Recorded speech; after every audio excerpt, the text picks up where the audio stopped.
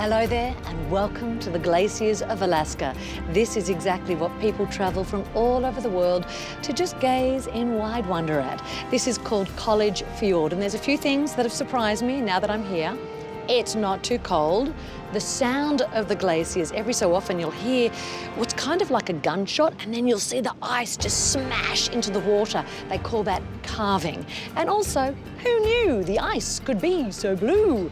It's actually a bit of a trick of the eye. It's when the light hits the compacted ice. But anyway, enough of the lesson. All you need to do is just look at the view.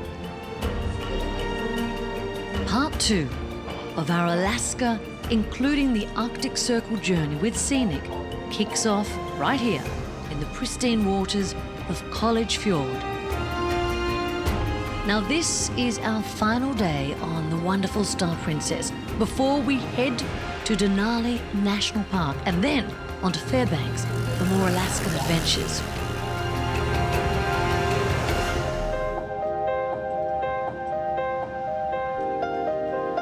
College Fjord holds the world's largest collection of tide water glaciers. University professors were part of the expedition team to uncover the fjords, and as a result, most of them are named after well-known American colleges like Harvard and Yale. I know it is quite hard to peel your eyes away from these amazing views, but the Star Princess is loaded with all sorts of other features, from the sanctuary retreat area to an outdoor cinema. I love the outdoor cinema.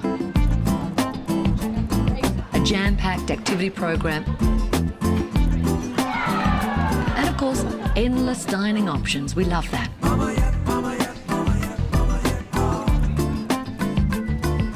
I've got my flash clothes on tonight. There is a little bit of a dress code on board, and a lot of people do like that because you do have a couple of formal nights. I always say just wear whatever you'd wear at home to a nice restaurant. But don't worry, there are plenty of casual places to dine as well. There's cafes, there's pizzerias. But my favourite on board, Sabatini, Italian. And I just have to say, best coffee on board. And hello, check out the dessert.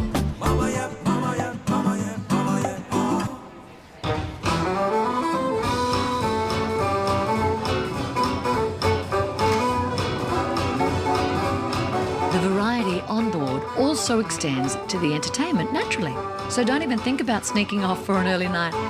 There are talks from fascinating guest speakers at a whole range of theatre shows, including Born to Dance, a production created exclusively for Princess Cruises.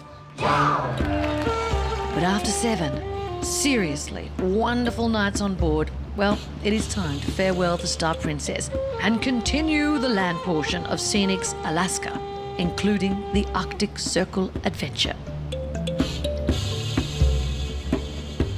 First stop, Alaska's Wildlife Conservation Center, less than an hour's drive from the city of Anchorage.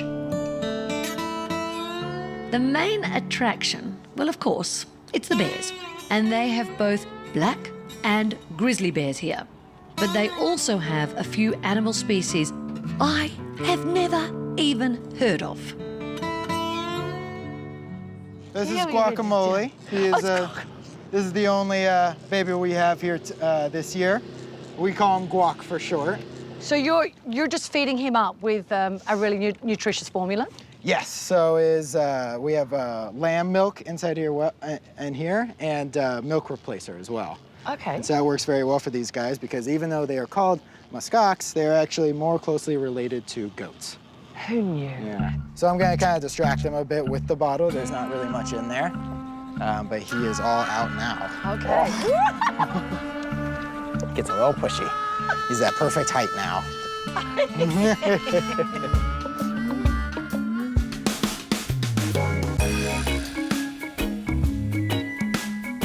These animals sure do have their own unique personalities, and each one has an incredible story.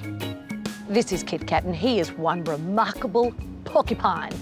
Kit Kat arrived here with one foot caught in a trap, a bear snare, and unfortunately they had to amputate his foot, but he's so smart, he's learnt to balance himself with his tail, and he's survived here beautifully.